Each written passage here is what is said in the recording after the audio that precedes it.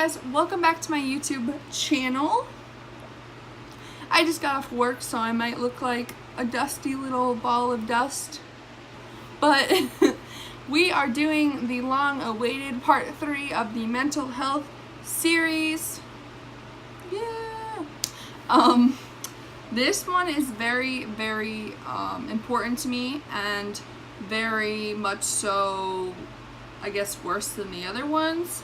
So if I seem a little like scattered brain or losing my train of thought frequently, it's just because I'm not sure how to say it. Sometimes, you know, it gets a little much. So I've wrote down some talking points on my saucer pan, and I'm going to also try and do that as organized as possible. The beginning of the video definitely did have a trigger warning for sexual abuse, suicidal thoughts, suicidal tendencies, self-harm, and anything that goes along with that. I made sure to put that into the trigger warning. I'm again saying it out loud. Please watch this video at your own risk, at your own pace. Skip through it if you would like. Skip through some of it if you would like to, if it's too difficult for you to handle. But this is something that's very real to me, something I still deal with every single day. So I just wanted to really open up and try and help somebody else with the things that I've been through. I'm also going to leave my social media information down below, so that if anybody needs to talk to me personally, you can just go ahead and I'm going to probably leave my Instagram so you can DM me, and my Snapchat. So okay, so let's start with the big one, as when it happened. I am not going to go into detail of how it happened, what happened. I think that's way too much information for the internet, way too much information for somebody who has already gone through it or goes through it now, and you know, I just don't want that to trigger anybody to that much of an extent. So let's start with when it happened. When it happened is when I was 9 years old, and it happened by a family member, and he is now deceased. I did put him in prison, but he is deceased now, and can no longer haunt my thoughts. Let's just put it that way. That is I just want to kind of do a sidetrack here. That's very important. He was alive from when I was, since obviously when he was born, but in my age, he was alive since I was 9 to me, all the way until I turned 18. So trying to get through that when that person who really betrayed you is alive, it's a little difficult. Even though he lives in a completely different state than me, it's still a very hard thing to deal with. So it happened when I was 9. It happened by a family member. Family member is now deceased. When it happened, I told my grandma, and my grandma called my mom, and they took me to a sheriff's department. I had told my whole entire story, and see what I'm talking about? I then had a sheriff follow me throughout this whole case. I did a controlled phone call, which if you don't know what a controlled phone call is, it means that I was on the other line of the family member, and the sheriff was listening into the conversation. The sheriff was at my house, and the family member was obviously at his house, and all we had to do was get him to admit it, and we did, and it was honestly the best feeling in the entire world to know that he is going to go away for a very long time and will no longer be able to hurt anybody else. So the controlled phone call, that was the first thing. Talking to the sheriff's department was the first thing, then the controlled phone call, and then the grand jury. The grand jury happened because we thought I was going to have to go on trial if he didn't admit to it. If he didn't plead guilty, I would have to go on trial. Luckily, I didn't have to go on trial because I was very young and I was very terrified. But I did have to speak in front of a grand jury, which I believe is 21 people, and some of them were typing, and some of them, it's either 12 or 21, I can't remember. Some of them were typing, some of them were writing, some of them were just listening, but it was very intimidating at the time. And the lawyer who I had, he said that he would have wore a pink tie for me if I ever had to go on trial.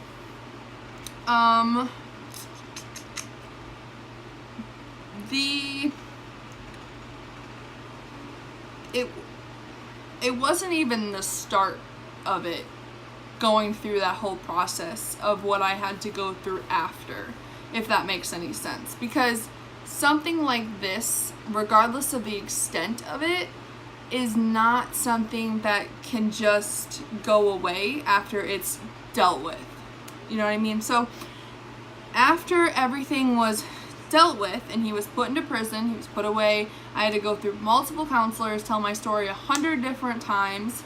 I did go to this lady, and she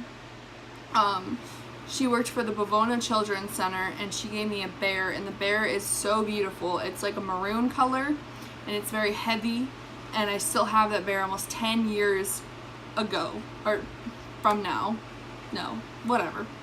And it means a lot to me, and I'm never going to get rid of that bear, regardless of anything, because she was a big help. She made me feel very safe and very comfortable to tell my story, and that she wasn't judging me, or, you know. So then came self-harm. Now, I've talked about in my second part of this series, if you don't cut, don't start. And if you do, please stop as soon as you possibly can, please, because it is the absolute worst habit to ever get into. And people think that most people do it for attention, and I don't claim anybody to do that for attention, because honestly, who in their normal brained mind would put anything sharp to your skin to cause harm to it? When I did it, I was in a very, very low state, and so I felt absolutely nothing. I felt numb all the time, and that was the only way to feel anything at all to me. And I thought that was the only way to deal with it, and truthfully, it's not. Looking back, I'm like, what the heck? Like, when I did it, it just made me feel so much worse, even though I felt something, you know? So it's just something you please don't ever get into. Please, if you do it now, please stop as soon as possible. It's something that will consume your life and ruin your absolutely, like, beautiful skin. And I've said before that everybody that is feeling like down or feeling depressed or self-harming or thinking about self-harming, you guys are all so beautiful, like so beautiful, and you don't need to do any of that. Like, it doesn't help. I promise you it doesn't help. Looking back, I'm almost 3 years clean. November, I'll be 3 years clean. And that's a huge accomplishment, because I couldn't even go a day without taking something to my body. So please, if you do it now, please, please, please get out of the habit. It will be the best thing that you've ever done in your entire life, I promise. Along with self-harm, I have something in my eye and it's really annoying. Okay. Along with self-harm, I obviously had thoughts of suicide. I've come close to attempting suicide before. My best friend Mario, he's a saint because he's actually talked me out of it one time when I was younger, and that was in 7th grade. And in looking at my life now, I'm like, thank God that I didn't do that. Like, I have so much to live for. I love my life. I love everything about it, that I get so fearful that it's going to be taken away from me now. People who deal with depression and self-harm, honestly, things get better. And I'm sure you've heard this time after time after time, but I promise you that things really, really, really do get better, and you just have to give it that effort of getting better. Drugs and alcohol don't help. Self-harm doesn't help. Talking bad about you to yourself doesn't help. Anything that's so negative and such a bad habit, like, it doesn't help. It really, really doesn't. It's years and years and years of therapy and talking about it. And I write stuff down. I talk to somebody I really trust. Like, it's years of that. And it's not these negative habits, because they'll never work. They will always break you down farther. So if you get anything from this part of the video so far, is please don't do anything to harm your body. Please don't put drugs into your body thinking that because you're feeling numb at the moment, that everything is going to go away, because it's not. I promise you. Don't drink to the point where you can't feel, because again, when you become sober, all your problems are still there.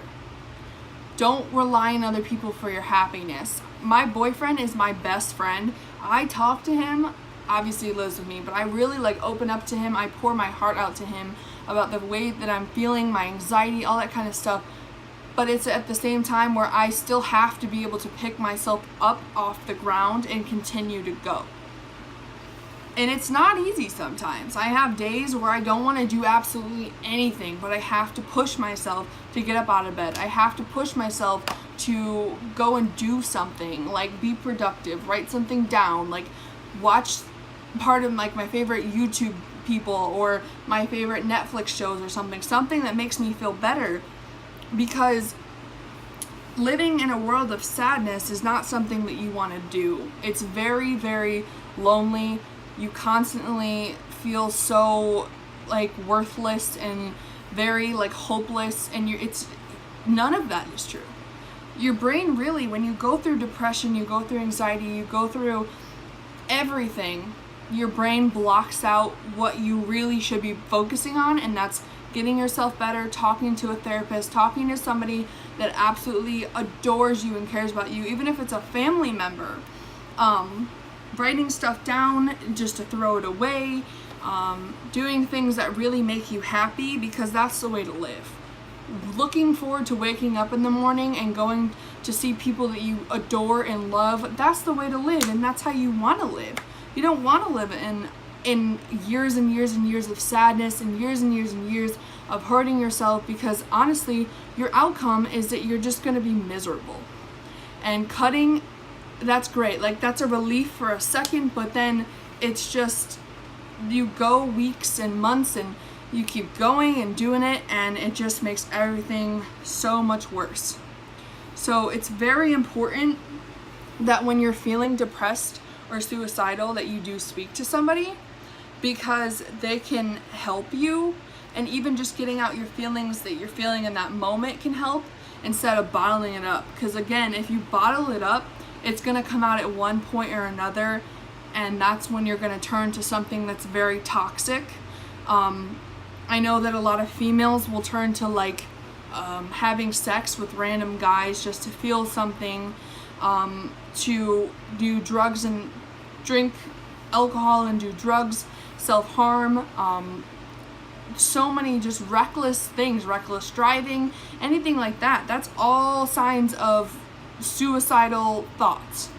And you really, really, really, really don't know that it gets better until you're sitting like me in my room doing something I absolutely love right now. I love doing these YouTube videos. Even though I just started, I absolutely love it. Doing these YouTube videos and just thinking about how much I absolutely love life. I don't love my anxiety, but I love having the love of my life to wake up to go to bed to, wake up to every single night, to do life with the person that I'm going to marry. My mom, I live with my mom. My mom is my best friend, to see her every single day. My grandma, who I get almost all my personality traits from, to see her when I can. I just love my life. I love waking up, and I appreciate the fact that I never even took it any step farther as to to try and kill myself, literally. Because I thought for years that that was the only answer. That was how I was going to get rid of the pain. I didn't care about who I was going to hurt, because it really came back to the fact that I didn't care who I hurt, because I felt so alone that I didn't feel like I had anybody in the first place. So, and you have to know that you really truly do. You have to push through all these negative and bad thoughts and just continue to look at the positives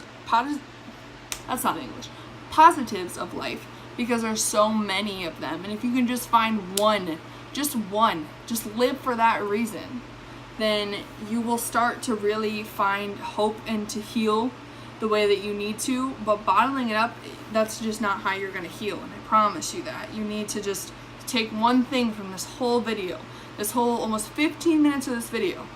Please If you need help, get it. Get the help, because you're gonna thank yourself immediately.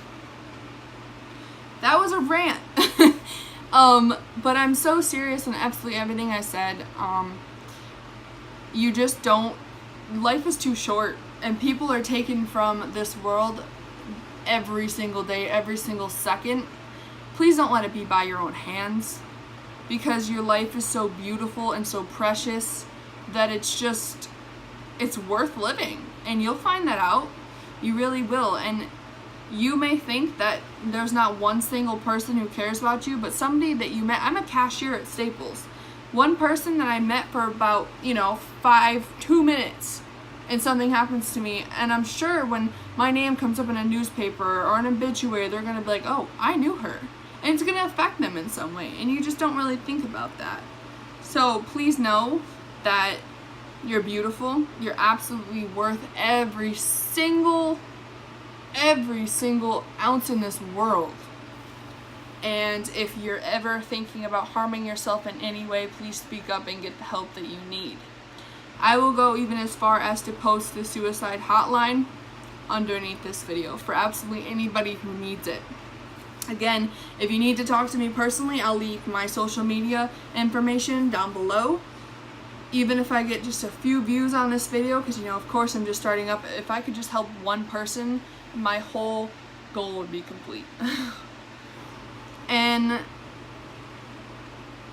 my life now is, obviously I do struggle with anxiety, I do struggle with depression, I do struggle with PTSD, but it's like that stuff doesn't define me, and I know that. It's just something I struggle with. So taking something that happened to me, so negative, so disgusting to think about, it made me who I am, and I'm so very grateful for that. The last thing I want to say is that if anybody has ever been through the same thing that I have, I am so sorry. It's something that you will deal with for the rest of your life, for the rest of, literally until you take your last breath. But it's gonna make you stronger in a way.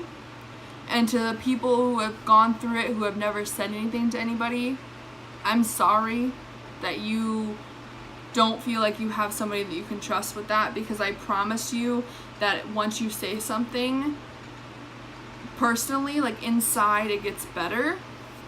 So I was very fortunate to have two people like believe me. Not two people, but you know what I mean, like two important people that I first told believe me and do something about it. I know that not everybody is as fortunate as I am with that, and I'm very, very grateful to have had that opportunity and that justice that I absolutely deserved, and the people who I prevented it from happening to deserve. So justice was definitely served. He is deceased. I have never wished death upon him, but I am very grateful that he is no longer on this earth. He can no longer hurt anybody. And everybody who has ever been a victim of sexual abuse, I pray that you receive healing, that you have the courage to talk to somebody if you've never spoke to somebody before.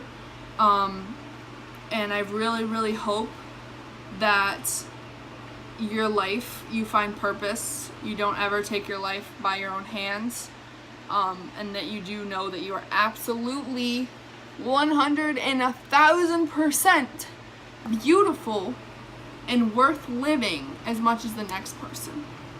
So I know that this was kind of first of all, it's a long video, I apologize.